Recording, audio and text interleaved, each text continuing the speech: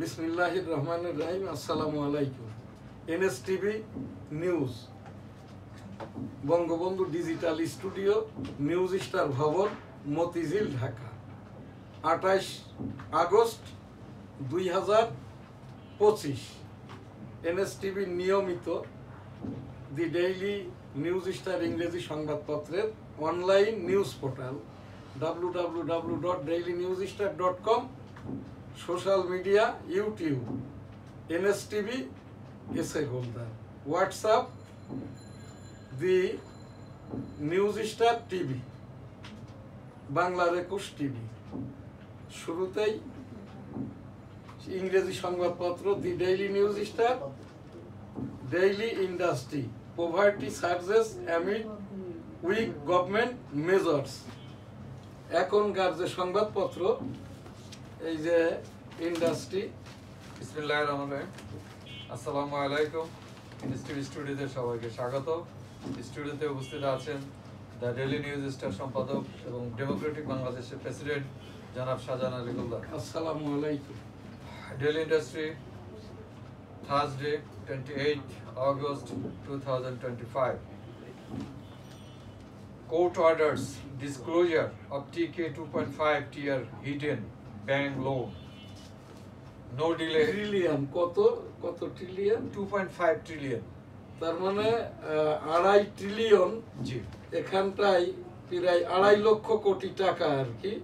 এটা অস্পষ্ট, যার কোনো ডকুমেন্টারি নাই, জি, নাম সর্বস্ব। জি, ধন্যবাদ। No delay expected in LDC graduation. BD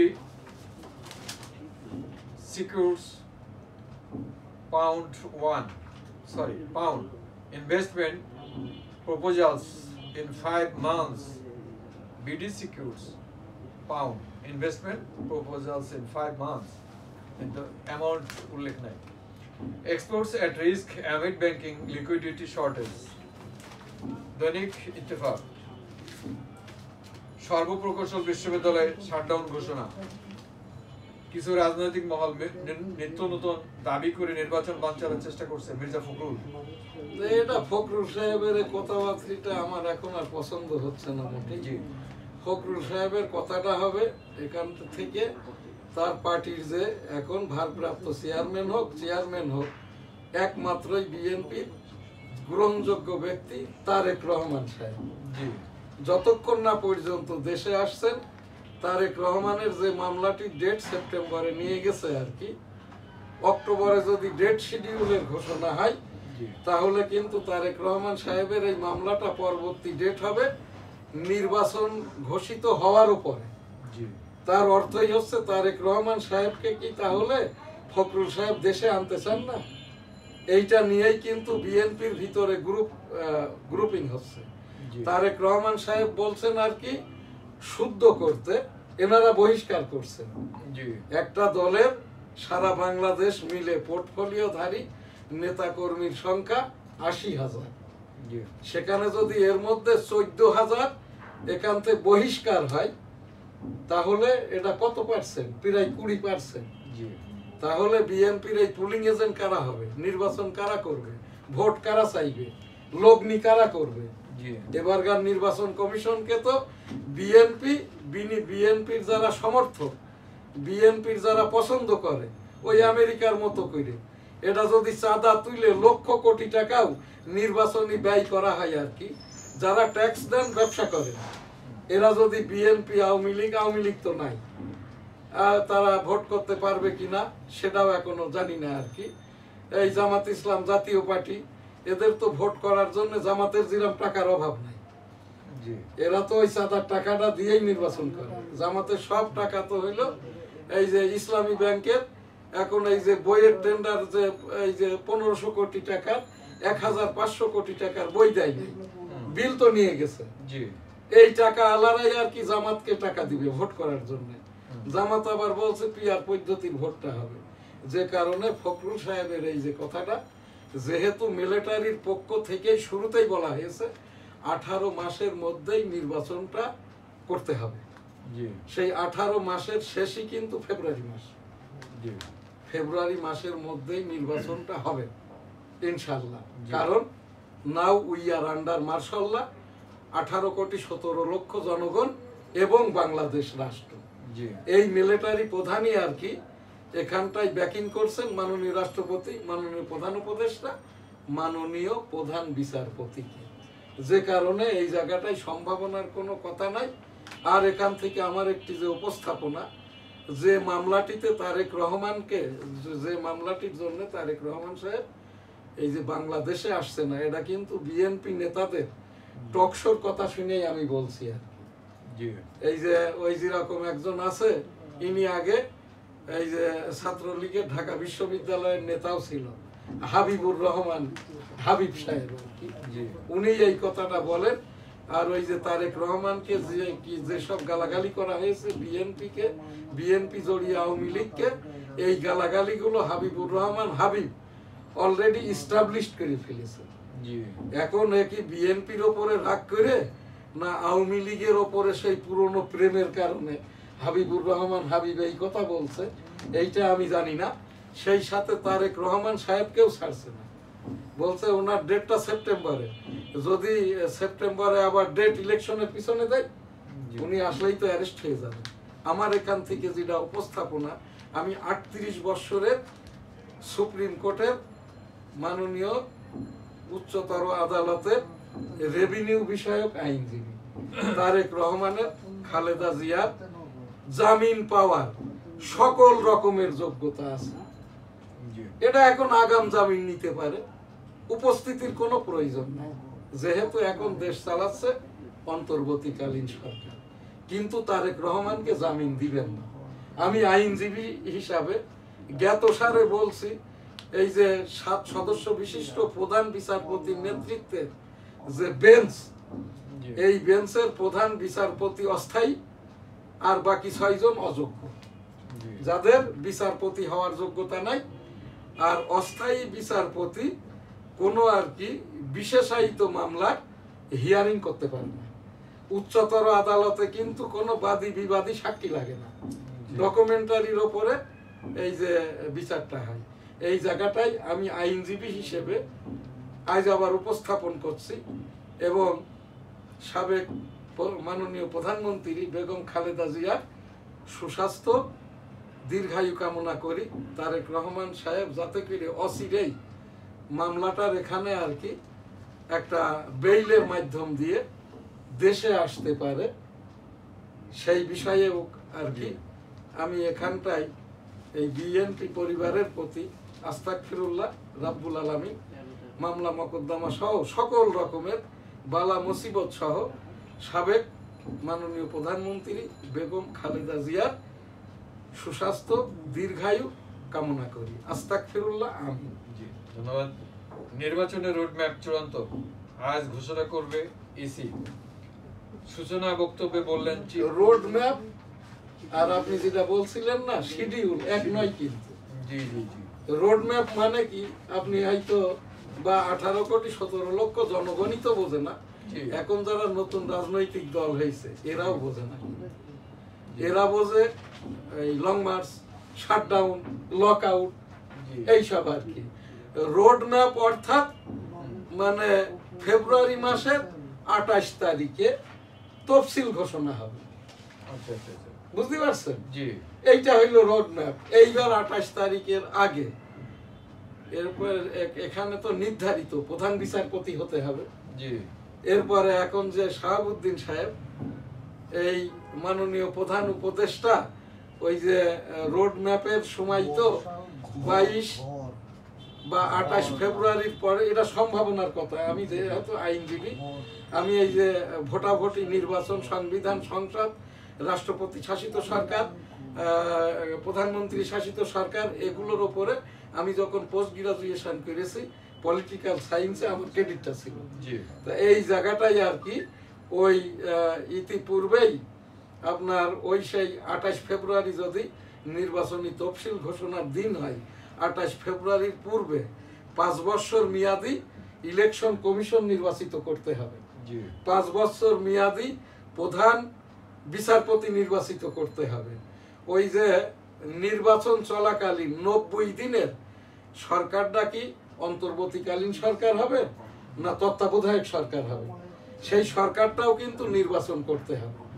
তখন কিন্তু এই রকমটা যদি হয়ে যায়, ডক্টর মোহাম্মদ ইউনূস মহোদয়ের থেকে রাষ্ট্রপতি হওয়ার মতো যোগ্য আর একজন আমি এম শাহজাহান আলী গোলদার ইতিপূর্বে এবং 2023 সালে এই যে রাষ্ট্রপতি পদের জন্য 18 কোটি জনগণের পক্ষে আমি এই যে আবেদন করেছিলাম, তৎকালীন বৈষম্য নির্বাচন কমিশনার আমাকে নির্বাচনটা করতে দেয়নি গণপ্রজাতন্ত্রী বাংলাদেশের রাষ্ট্রপতি পদের জন্য।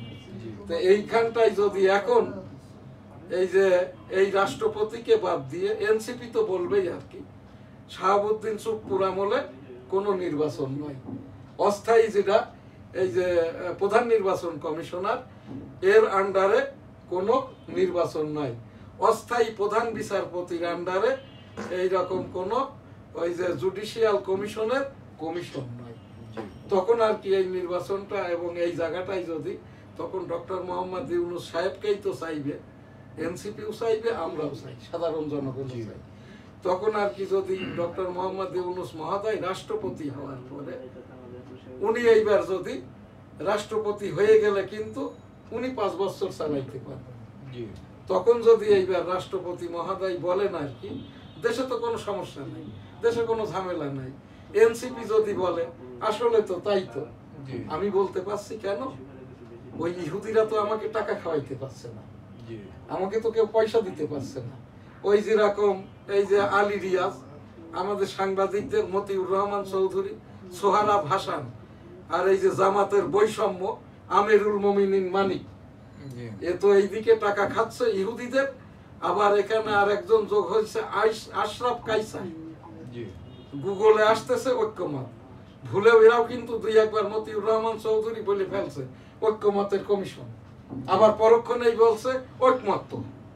হ্যাঁ, তো এখানটাই আর কি এইগুলোরও কিন্তু সাইজ করতে হবে, সাইজ অর্থাৎ এখানটাই আর কি ওই যে সব টিভি চ্যানেলগুলো আর কি সাংবাদিকরা দখল করে নিয়ে বসে আছে, এই জায়গাগুলো ঠিকঠাক করে নিয়ে আর কি এই জায়গাটাই যদি রাষ্ট্রপতি অনুসন্ধানে, রাষ্ট্রপতির বলছে অনেক অভাব, আমার এখন যোগ্যতায় অভিজ্ঞতায় ধর্মীয় মূল্যবোধে শিক্ষা দীক্ষায় সকল দিক থেকে ইতিপূর্বে যেহেতু একাধিকবার আমি রাষ্ট্রপতি পদের জন্য 18 কোটি জনগণের পক্ষে চেষ্টা করেছি, সামনেও যদি রাষ্ট্রপতি বদল হয়, যদি এখানটাই রাষ্ট্রপতি না পাওয়া যায়, আমি এখানটাই রাষ্ট্রপতি পদের জন্য আর কি অন্তর্বর্তীকালীন সরকারের আমি এখানটাই, আপনি জিজ্ঞাসা করছেন না আপনার প্রত্যাশাটা কি, আমি এখান থেকে প্রার্থী হতে আমি আগ্রহী আছি।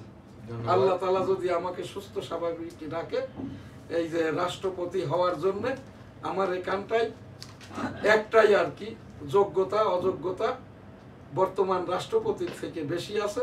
আমি 1971 সালে রণাঙ্গনের 265 দিনের মুক্তিযোদ্ধা, এইটি আমার সনদ। আর আমি এই গণতন্ত্র, এই ভোটাভুটি, নির্বাচন ইত্যাদির উপরে 2001 থেকে এই পর্যন্ত ফাদার অফ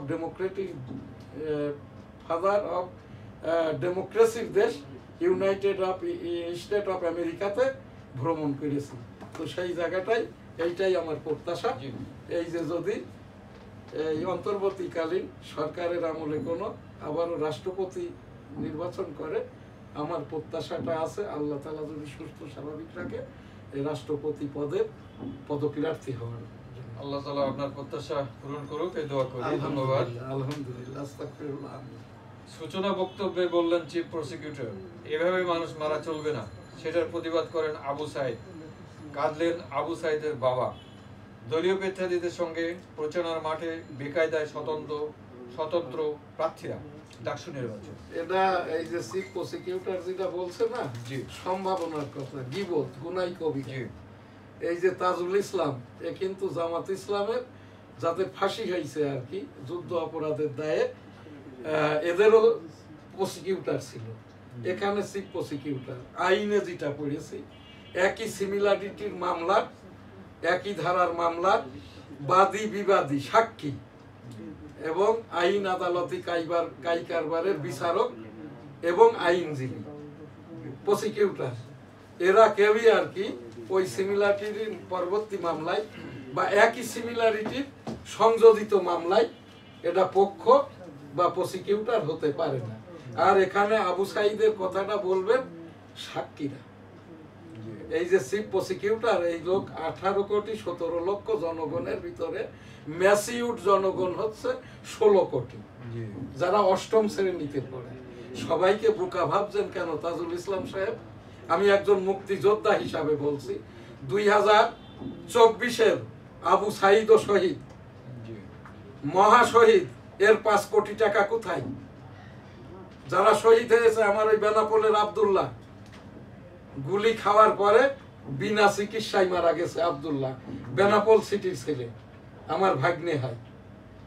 এই ছেলেটা যে মারা গেছে আর কি, এই যে বুলেট বিদ্ধ হয়ে অসুস্থতায়, এর 1 কোটি টাকা কোথায়? যারা এখনো চোখের জন্য অন্যান্য চিকিৎসারত অবস্থায় শাহবাগে মানববন্ধন করছে, এদের বিচারটা কোথায়? সাক্ষীর কথা আপনি কেন বলছেন? আমি আইনজীবী হিসাবে মাননীয় প্রধান বিচারপতি বরাবর উপস্থাপনা করছি, তাজুল ইসলাম যেটা করেছে ইসলামিক ভাবে গীবত, আর প্রসিকিউটর হিসাবে সাক্ষীর কথা উকিলে বলা মানে এটা হচ্ছে মিথ্যাচার। মাননীয় প্রধান বিচারপতি বরাবর এই জায়গাটায় আমার উপস্থাপনা মাত্র আইনজীবী হিসাবে। আমি এম শাহজাহান আলী গোলদার, এই যে মাননীয় উচ্চতর আদালতের রাজস্ব বিষয়ক আইনজীবী 1988 সাল হতে। আমার নামের উপরে সিয়ান্ডেপ, আমদানি রপ্তানি, এই সাংবাদিকতা, প্রকাশনা, সংবাদপত্র 4টি ডিএলআর আছে। ধন্যবাদ। এম শাহজাহান আলী গোলদার বনাম এই যে বাংলাদেশ রাষ্ট্র, messrs graduate international proprietor M Shahjahan Ali Goldar বনাম বাংলাদেশ সরকার। জি ধন্যবাদ। হিন্দুস্তান টাইমসের প্রতিবেদন,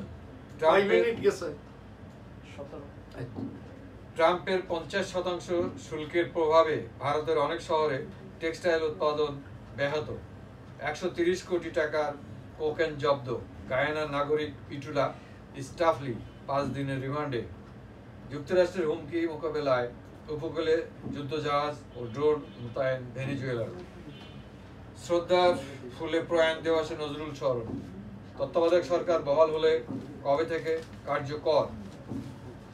এই যে নজরুল সম্বন্ধে 2-1টি কথা না বললেই নয়। মসজিদের ওই পাশে আমার কবর দিও ভাই, হে দারিদ্র তুমি করে মোরে করিয়াছ মহান, তুমি মোরে দানিয়াছ কি বলে খ্রিস্টের সম্মান।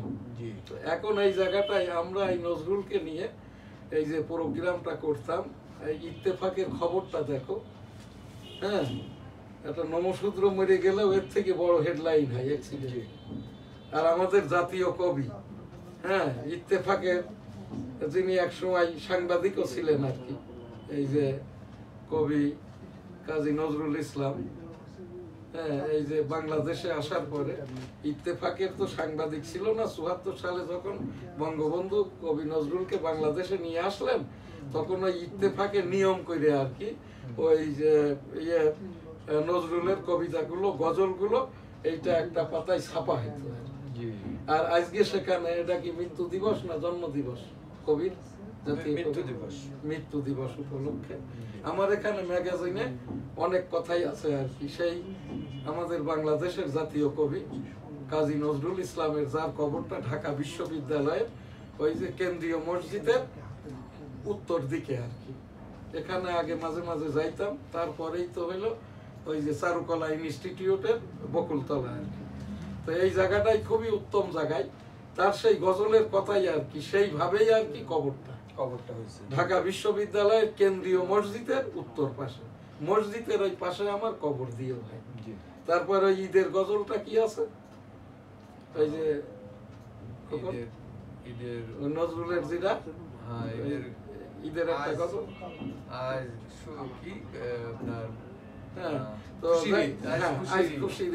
তো এখানটাই আর কি সেই কবির জন্য আর কি, কবির অসুস্থতা নিয়ে নানাবিধ রকমের কথাবার্তা আছে। কবির অসুস্থতা, ওনার বিলাট গনোরিয়া, যেটাকে এখন বলা হয় ব্রেন নিউরো রোগ। জি, এই বিলাট গনোরিয়াটাও কিন্তু নিউরো রোগ। এটা ভালো হয় না, এটার আলঝাইমার হয়, মানুষ ম্যাড হয়ে যায়, মানুষের বাকরুদ্ধ হয়ে যায়। তো সেই কবিরে ওই যে ওই পশ্চিম বাংলার আর কি রাঁচিতে একটি হাসপাতালের বারান্দায় ফেলে রাখা হয়েছিল। বঙ্গবন্ধু খবর পেয়ে বাংলাদেশের মেধাস্বত্ব হিসেবে ইন্ডিয়ান সরকারের কাছ থেকে নজরুলকে কিন্তু মেধাস্বত্ব হিসেবে খরিদ করে বঙ্গবন্ধু। সেই আইনে নাগরিকত্ব দেয়নি কিন্তু। এইটা কিন্তু এই দেশের যারা নজরুল সঙ্গীত গায়, যারা নজরুলের গবেষক, এরাও জানে না কিন্তু। তারা ওই অপপ্রচারটা করে তার ওই অসুখটাকে নিয়ে, তার এই দেশে আসা নিয়ে, তার এই জাতীয় কবি নিয়ে। অনেকেই এই যে ২৪-এর আন্দোলনের পরেও অনেকেই বলার চেষ্টা করছে ওই যে আমিরুল মোমিনিন মানিক, এ কিন্তু শিবিরের একেবারে খোদ। আর এই সাংবাদিকতাটাকে আর কি এর সুযোগ করে দিচ্ছে চ্যানেল আইতে মতিউর রহমান চৌধুরী, এই যে ঐক্যমত, তারপরে ওই নানাবিধ রকমের আর কি সাংবাদিক যারা পালিয়েছে, যারা জেলখানায় আছে, এদের বিপক্ষে বলে। আমি সাংবাদিক যারা জেলে আছে এদের কোনো জামিন প্রয়োজন নাই। মাননীয় উচ্চতর আদালতের প্রধান বিচারপতি একটি নির্দেশনা দিবেন, অথবা আর কি স্বরাষ্ট্র মন্ত্রণালয় যেভাবে এই যে আওয়ামী লীগের রাজনীতি নিষিদ্ধ করে প্রজ্ঞাপন দিয়েছে, সাংবাদিকদের ছেড়ে দেওয়ার জন্য স্বরাষ্ট্র উপদেষ্টা একটি প্রজ্ঞাপন দিবেন সাংবাদিকদের লক্ষ্যে। যারা ধৃত হয়েছে, জেলখানায় আছে, তারা বিবেচক যারা, এই রকমটা ভাবে স্বরাষ্ট্র উপদেষ্টা মহোদয় বিবেচক মানুষ, আশা করি আর কি জেলখানায় যে সকল সাংবাদিক আছে প্রজ্ঞাপনের মাধ্যম দিয়ে তাদের বেইলের ব্যবস্থা করবেন। আর এই যে কবি, আমাদের জাতীয় কবি কাজী নজরুল ইসলামের বিদেহী আত্মার শান্তি কামনা করি, রাব্বুল আলামিন কাজী নজরুল ইসলামকে জান্নাত দান করুন, আমিন, আস্তাগফিরুল্লাহ, আমিন। ধন্যবাদ। শেখ হাসিনার নিপীড়নের প্রতিবাদে জেগে উঠেছিল শিক্ষার্থী জনতা। মাহফুজ আলম, দলগুলোতে এত মত ভিন্নতা, তবু ঐক্য খুঁজছে কমিশন। আগামী সপ্তাহে ফের সংলাপ। 4 দিনে 1893টি দাবি। এখানে আমি একটু মাহফুজ আলমের কথা বলি আর কি। জি, এখন তথ্য সম্প্রচার মন্ত্রণালয়ের দায়িত্বে এই মাহফুজ আলমের নাম ভাঙিয়ে এখন বিএনপির যেটা মহাপরিচালক আছে, এবার একটি এই যে 5 আগস্ট 2024-এর যে করোড়পত্র বা সাপ্লিমেন্ট দিয়েছে আর কি, এটা এই মফস্বলের পত্রিকাগুলো থেকে যার বিল হবে 3.5 লাখ টাকা, সেখান থেকে এরা 2 লক্ষ করে টাকা নিছে আর কি, এই যে মহাপরিচালক চলচ্চিত্র প্রকাশনা অধিদপ্তর। আর যেগুলো ঢাকার পত্রিকা যাদের বিলটা 9 লাখ 8.5 লাখ, এদের থেকে টাকাটা নিয়েছে 5 লক্ষ টাকা করে। আর এখান থেকে আর কি প্রকাশ্যই ঘোষণা দিয়েছে চলচ্চিত্র প্রকাশনা অধিদপ্তরের মহাপরিচালক, যারা এই ঢাকার পত্রিকা 5 লাখ টাকা, বাংলা ইংরেজি নির্বিশেষে, আর এই মফস্বলের গুলো 3.5 লাখ টাকা।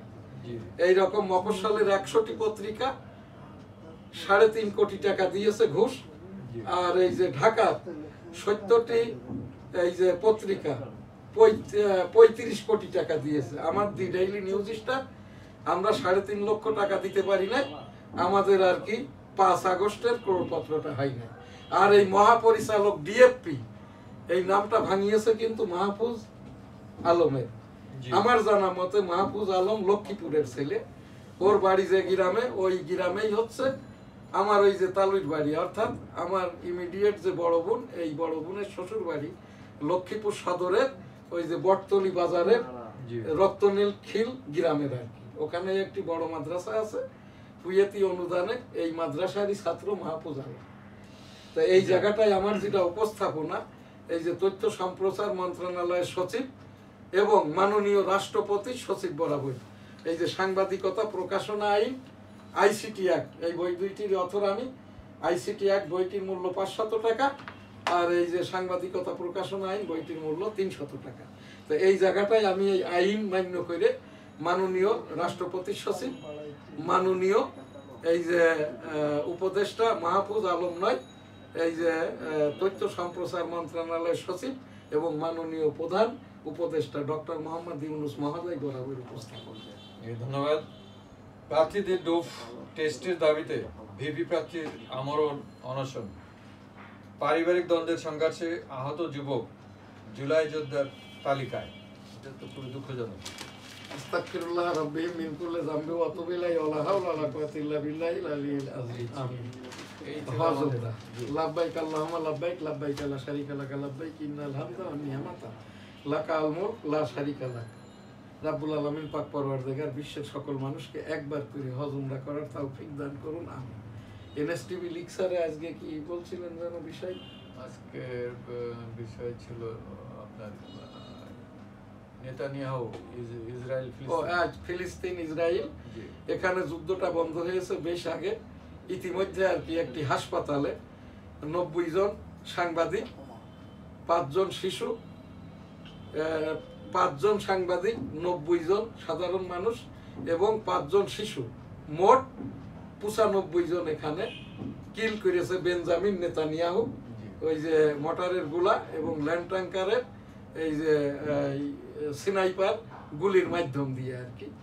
এখানে আর কি বিশ্বের যখন ফ্রান্স, গ্রেট ব্রিটেন সহ সকলেই আর কি নিন্দাটা জানিয়েছে, যুদ্ধ বন্ধের কথা বলেছে। Donald Trump, United state of আমেরিকার প্রেসিডেন্ট, উনি বিরক্ত হয়েছেন এবং বলেছেন এগুলো ভালো কাজ নয়। বেঞ্জামিন নেতানিয়াহু একমাত্রই আর কি এক্স এর মাধ্যম দিয়ে দুঃখ প্রকাশ করে বলেছেন ওটা ভুল অ্যাক্সিডেন্ট। আমাদের এই বৈষম্য সাংবাদিক আমিরুল মোমেনিন মানিক, এই যে সোহরাব হাসান, মতিউর রহমান চৌধুরী, আশরাফ কাইসার, এরা বলেন বেনিয়ামিন নেতানিয়াহু। আর এই যে যমুনা টেলিভিশনের কয়েকটি আর কি এই যে অমুসলিম মেয়ে আর কি, এরা ওই বেনিয়ামিন নেতানিয়াহু। আর বেঞ্জামিন নেতানিয়াহু দুঃখ প্রকাশ করে এক্সে যে প্রকাশ করেছে তার নামের বানানটা হচ্ছে BENJAMIN, বেঞ্জামিন নেতানিয়াহু। যে কথাটি আমি সেই 2 বছর আগের থেকে বলছি। কে কার কথা শোনে? আমি 1971 সালের রণাঙ্গনের একজন মুক্তিযোদ্ধা। এখান থেকে আমি যা কিছুই বলি অথেন্টিক করে এখানটাই আর কি সেই ফিলিস্তিনিদের জন্য যেহেতু বিশ্ববাসী এবং আরব বিশ্ব OIC সৌদি আরবে মিটিং করেছে যে যদি ফিলিস্তিনি হত্যাযজ্ঞ চলতে থাকে, অর্থাৎ ওই ইরানের মতো করে সৌদি আরবের 12-13টা দেশ যদি একটা করে বোমা মারে আর কি, ইসরায়েলে কিন্তু এখন আর কিচ্ছু নাই। আকাশ পথের এদের কিচ্ছু নাই, এই যে আইটির ওপরে এদের কিচ্ছু নাই।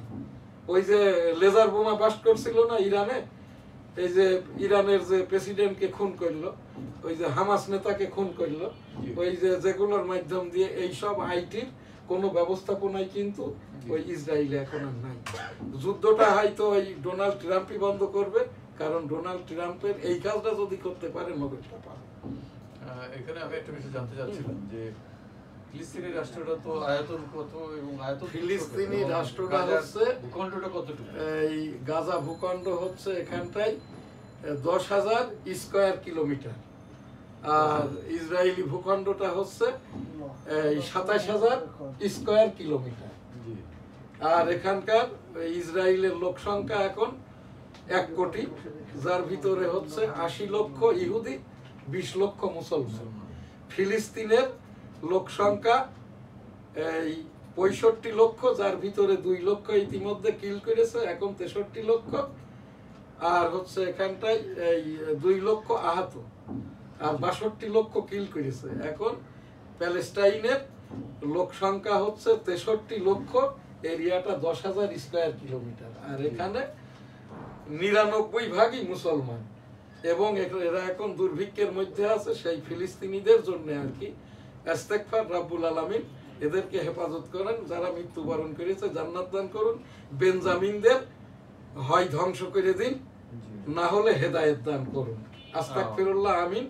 এই ফিলিস্তিনিদেরকে আল্লাহ তাআলা মদদ দিন, তাদেরকে জান্নাত দান করুন, অসুস্থদের দূরাতালায় সুস্থ করে দিন। আস্তাগফিরুল্লাহ, আমিন।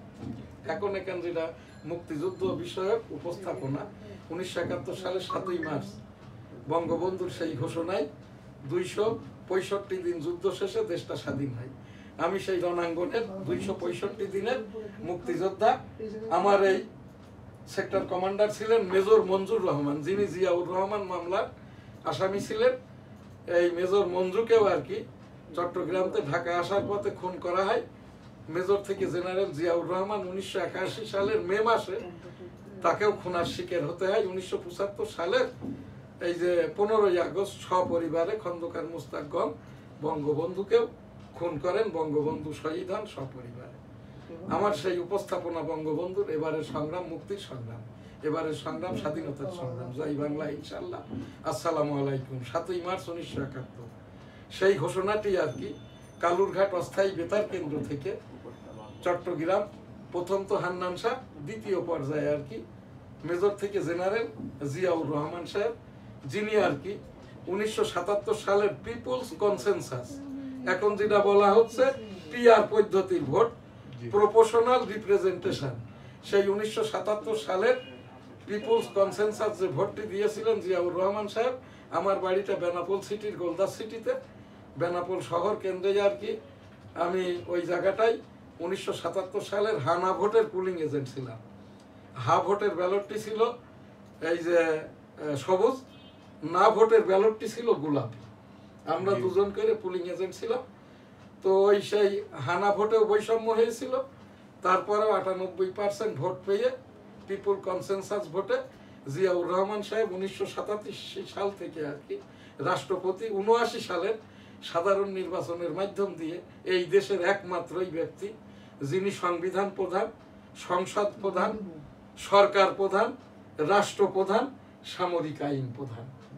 অতঃপর সেই জিয়াউর রহমান সাহেব যখন 1971 সালের 27 মার্চ অস্থায়ী বেতার কেন্দ্র কালুরঘাট চট্টগ্রাম হতে আর কি বঙ্গবন্ধুর যে ঘোষণাটিতে আমি ইংরেজিতে করে নিয়েছি আন্তর্জাতিকীকরণ করার জন্য আর কি, সেইটা এইরকম ছিল, এই যে major Ziaur Rahman, I am major Ziaur Rahman, declare দিয়া on behalf of Bangabandhu Sheikh Mujibur Rahman, Bangladesh is independence.